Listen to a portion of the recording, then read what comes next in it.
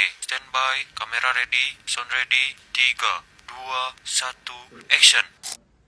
Assalamualaikum warahmatullahi wabarakatuh. Baik teman-teman, kami dari kelompok 4 akan mempresentasikan hasil diskusi kerja kelompok kami yang berjudul Aliran Utilitarianisme, yang mana aliran ini adalah sebagai salah satu cabang ilmu dalam pelajaran filsafat hukum. Yang akan disampaikan oleh saya sendiri, Dery Reza Gilang Saputra. Saya Fuad Ihsan Fauzi. Saya Iman Sodal Farisi. Baik, tanpa memperpanjang waktu, langsung saja kita masuk ke pembahasan materinya. Baik teman-teman, saya akan menyampaikan isi dari PPT yang akan kami sampaikan. Yang pertama itu adalah pengertian utilitarianisme.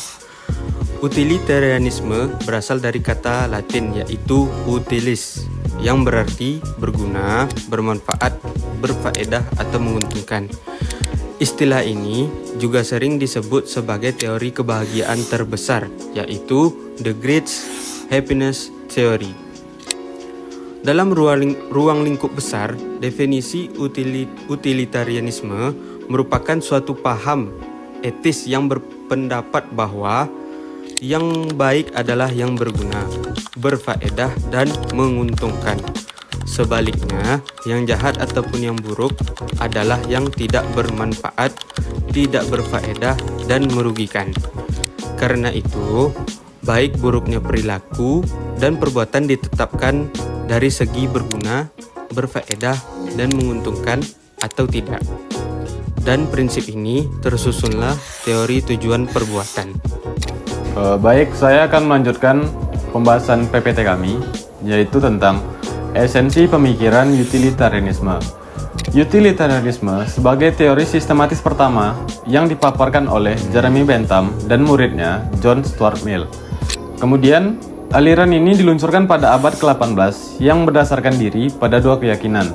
Yang pertama adalah manusia hendaknya mempromosikan kesejahteraan warganya. Kemudian, yang kedua adalah semua warga, dari yang paling rendah sampai yang paling tinggi, hendaknya disamaratakan tanpa adanya diskriminasi. Selanjutnya adalah ajaran pokok. Seseorang hendaknya bertindak sedemikian rupa sehingga memajukan kesenangan terbesar dari sejumlah orang besar atau sejumlah besar orang. Kemudian, tindakan secara moral dapat dibenarkan jika ia menghasilkan lebih banyak manfaat daripada mudaratnya dibandingkan tidak yang mungkin diambil dalam situasi dan kondisi yang sama. Baik, selanjutnya akan saya jelaskan materi terakhir dalam PPT kami, yaitu ciri-ciri umum. Yang pertama ada kritis, karena menolak untuk taat terhadap norma-norma atau peraturan moral yang berlaku begitu saja, dan sebaliknya menuntut agar diperlihatkan mengapa sesuatu itu tidak boleh atau diwajibkan. Yang kedua, yaitu universal. Dalam arti teori, etika ini memperhatikan kepentingan umum dan bukan hanya kepentingan pribadi si pelaku moral, sebagaimana dikemukakan egoisme etis oleh seorang filsuf yang bernama Henry Sidgwick. Yang ketiga ada rasional.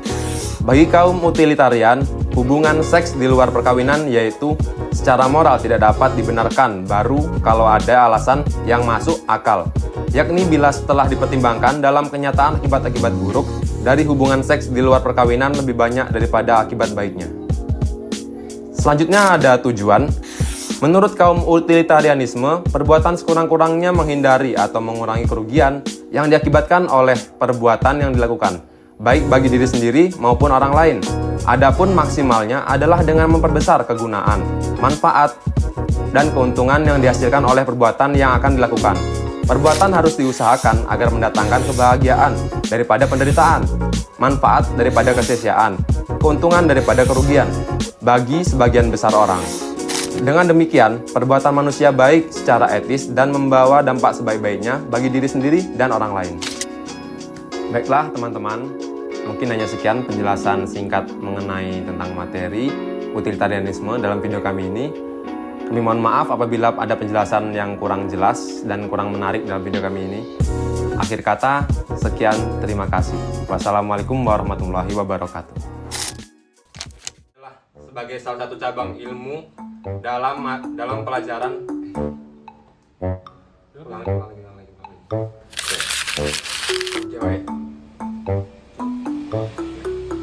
Selamat Muter lewat. Oke, bentar lewat ya. Oke, ini ya.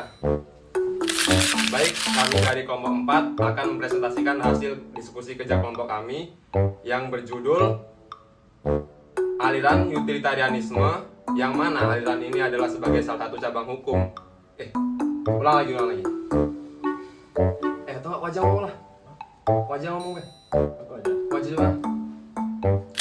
Aliran ini merupakan cabang ilmu dari filsafat hukum.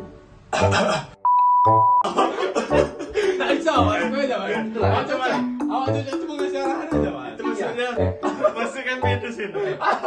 Itulah, Pak. Di tengah-tengah tuh kayak agak-agak